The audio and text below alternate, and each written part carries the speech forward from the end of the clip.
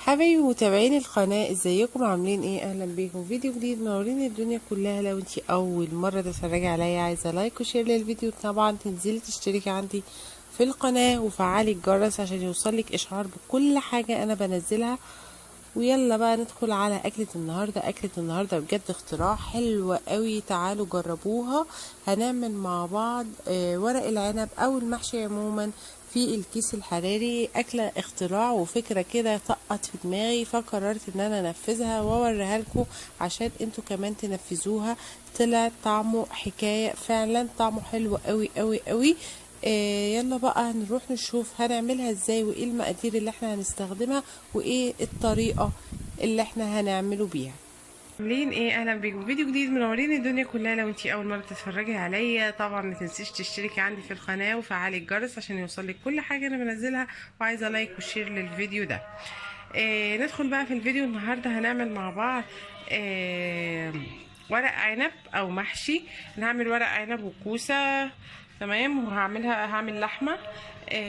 هنعملها في الكيس الحراري. طبعا هنجربها مع بعض وان شاء الله هتبقى حلوه، وانتوا كمان تجربوها وان شاء الله هتعجبكم. هنعملها مش في الحله، هنعملها في كيس حراري. انا عندي هنا ورق العنب، انا غسلاه وسايباه يتصفى وحطيته في الميه سخنه فيها كمون. يعني ايه دقيقتين كده وطلعته. عندي الكوسه بقى هي دي ولسه هكمل بقى. هقورها. وعندي هنا اللحمه، عندي هنا قطع اللحمة هشوحها بحبة بصل. هنبدأ بقى نشوف هنعمل ايه. يلا بقى نروح على البوتاجاز ونشوف هنعمل ايه. عندي هنا البصلة انا بشوحها زي ما انتم شايفين. هنزل عليها بقى باللحمة، تمام كده. خلاص انا نزلت اللحمة، هقلبها بقى، تمام. لما هتاخد لون معايا انا هحط عليها كوباية مية فقط، لان انا عايزه بس تعمل شويه شوربه صغيرين. دي اللي هسقي فيها المحشي بتاعي. وبكده يا بنات انا خلاص شوحتها وحطيت البهارات بتاعتها. حطيت ملح وفلفل، لا ما حطيتش ملح، حطيت فلفل وحبهان وجوز الطيب، وحطيت مستكه، تمام. ورق لورا كمان. هحط ورق لورا، انا نسيت بس افتكرت دلوقتي وانا بقول لكم. هحط واحده ورق اللورا وهسيبها بقى تغلي لحد ما تستوي معايا، وبعد كده تعمل الشوربه ونسقي بيها المحشي بتاعنا. ودلوقتي انا خلاص خلصت تسبيكه المحشي اللي انا هعمله. التسبيكه زي ما انتم شايفين تقيله ولونها حلو قوي، تمام. اللي بيخليها تدي اللون ده ايه؟ هقولك. انا وانا بشوح دي قطع ليا كانت عندي، الليا برضو عايزه اوريها لكم. كانت عندي ليا فانا عملتها بالليا. اللي بيخليها لونها حلو وده سر الصلصه بتاعي، ان انتي بتحطي قطعه بنجر في الصلصه وانتي بتعمليها. منها ان هي قيمه غذائيه اعلى، ومنها كمان ان هي بتدي لون حلو. وحاجه تانية انا بعملها، لما بشوح البصله، ما بحطش الصلصه، ما بحطش العصير الطماطم الاول، لا انا بحط الصلصه، معلقتين صلصه واقلبهم في البصله الاول قبل ما احط عصير الطماطم. ده بيخلي الصلصه بتاعتك لونها حلو، والصلصه تدي لون مع عصير الطماطم. دولت التكات بتاعتي وانا بعمل الصلصه بتاعت المحشي او اي صلصه مكرونه او اي حاجه. حطيت عليها شويه توم ني بعد ما اتسبكت. ايه تاني؟ حطيت البهارات بتاعتي العادي، ملح فلفل حبهان، اي بهارات عندك، انا مش بلتزم ببهارات معينه. وطبعا ما بنساش اهم حاجه حبه الشطه. هنحشي بقى الرز بتاعنا او المحشي ورق العنب بتاعنا. اهم حاجه وانتي بتحشي ورق العنب بتاعك الرز بتاعك يبقى يعني شايف ناشف خالص. انتي تغسليه وتسيبيه. لو الرز فيه ميه هو اللي هيخلي الصلصه ما تمسكش في الرز، وبعد كده تنزل ميتها. عندي هنا الخضار بتاعي انا ضرباه في الكبه دي، تمام. هنحطه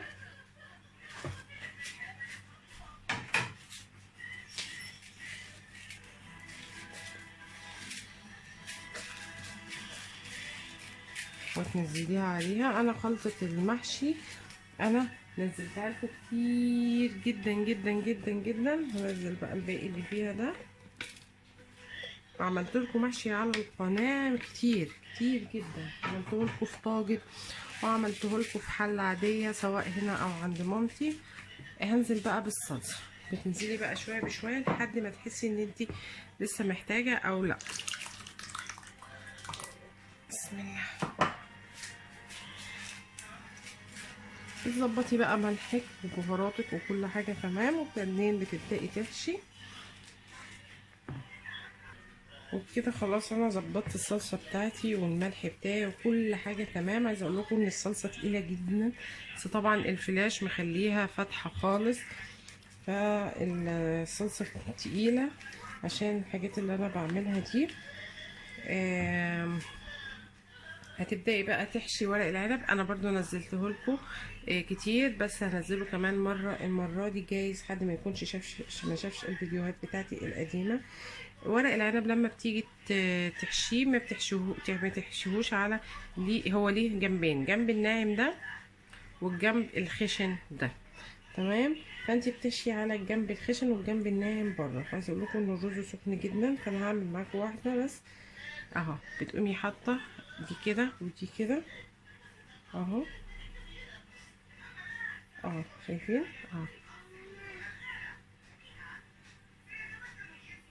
وبكده خلاص طريقه ورق العنب اهي. لو عندك ورقه كبيره بقى ممكن تقصيها. انا هكمل بقى ورق العنب بتاعي وهنشوف هنعملها ازاي. هقول لكم قبل ما اخلص ورقه كبيره، ثواني بقى. انا عندي ورقه هنا كبيره خالص تمام. عندي ورقه كبيره، هتعملي بقى فيها ايه؟ هتقومي جايه من النص، من نصها قطعاها بالطريقه دي، تمام اهي بقت كده. هتعملي بيها ايه بقى؟ برضو نفس كميه الرز، حطي رز قليل عشان الصابع معاكي يبقى قليل اهو. هتقومي عامله ده كده وعامله ده كده، تمام اهو. خلاص طلع معاكي صباع صغير، تمام، رفيع. عايزه تقصريه بقى بتتني اكتر بس مش مهم، المهم يبقى رفيع. هخلص بقى الكميه دي وارجع لكم. وكده خلاص انا لفيت الورق المحشي بتاعي كله تمام، ونزلت عليه بالشوربه بتاعته، واللحمه موجوده، وعملت هنا كوسه. هتبدأي بقى احط بقى الاساسيات بتاع الورق العنب. الليمون، اعصر بقى كذا ليمونه. وبكده خلاص هبدأ بقى احط عندي دبس الرمان. هتبدأي بقى تحطي معلقه كبيره كده او معلقتين، بيساعد ان ورق العنب بتاعك يبقى مزز، تمام يا بنات. هبدأ بقى احط الكوسه بقى بتاعتي، تمام. هوقفها بقى عشان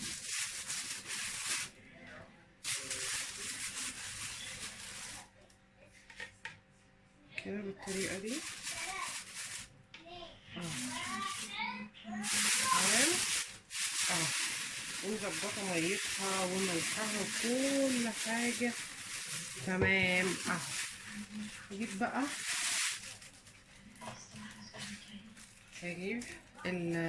بنزل فيها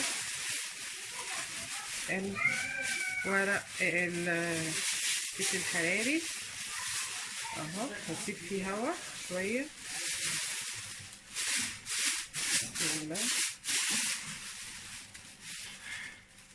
اتفكت، هي عباره عن حديده اصلا، مش مشكله. خلاص اهو. هتربطي بيها عشان ايدي مبلوله، فهي عباره عن حديده وفيها ورق، فانا هربطها. يعني الحديده دي هربطها. نصيحه بقى وانتي بتيجي تربطيها ايدك ما تبقاش مبلوله اهو. خلاص تبداي بقى تلفيها كده اهو.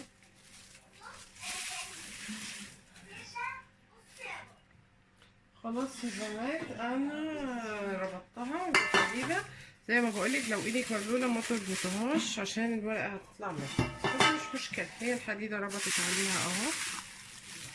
بسم الله. ودي الصينيه اللي هعمل فيها. وخلاص بقى اهم حاجه ان انتي هتديها 3-4 فتحات كده اهو. 1 2 من كل جنب كده فتحة عشان تعمل التهوية بتاعتك. افتكاسة كده حلوة ان شاء الله تعجبكم. تمام. هنا واحدة تطلع بس الهوا، حاجة بسيطة.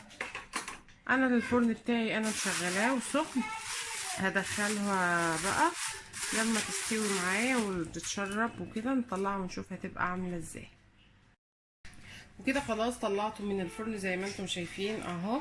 مرضتش افتحه لكم، مرضتش افتحه يعني من وراكم، قلت اما افتحه معاكم عشان تشوفوا شكله عامل ازاي، ما يبقاش فيه اي حاجه مستخبيه عليكم اهو. ريحته واو، يعني انا جعانه. تمام. عايزه اقول لكم مستوي قوي، حلو قوي. دي بشوكه بس. تمام. دي مستويه، الكوسه مستويه جدا. ورق العنب زي ما انتم شايفين يعني، زي ما انتم شايفين ورق العنب مستوي خالص. انا باخده وقعت مني، طعمه حلو قوي، فظيع فظيع فظيع. عايزه اقول لكم طعمه مختلف فعلا عن بتاع الحله. الكيس الحراري ده نفس عمل الحله الضغط. تمام. فهغرفه بقى في طبق وارجع لكم. وكده خلاص غرفنا الطبق بتاعنا. اكيد طبعا كل واحد هيبقى له طبق. فخلاص غرفنا الورق العنب زي ما انتوا ورق العنب والكوس. عايزه اقول لكم حلو قوي، جربوه في الكيس الحراري فعلا هتحسوا بطعم مختلف. كده خلاص الفيديو بتاعي النهارده خلاص خلص، ويا رب فكرتي النهارده تكون وصلت لكم. ان احنا نعمل المحشي بدل ما نعمله في حله نعمله في كيس حراري. في اختلاف في اختلاف في الطعم واضح جدا. واهم حاجه بقى الفيديو يكون عجبك. واي واحده عايزه الفيديو، اي واحده الفيديو عجبها تدخل تشترك عندي في القناه. وطبعا ما تنساش تفعل الجرس عشان يوصل لها كل حاجه انا بنزلها. وعايزه لايك وشير للفيديو. واشوفكم في فيديوهات كتير تانية جديده. وكل سنه وانتم طيبين، والسلام عليكم ورحمه الله وبركاته.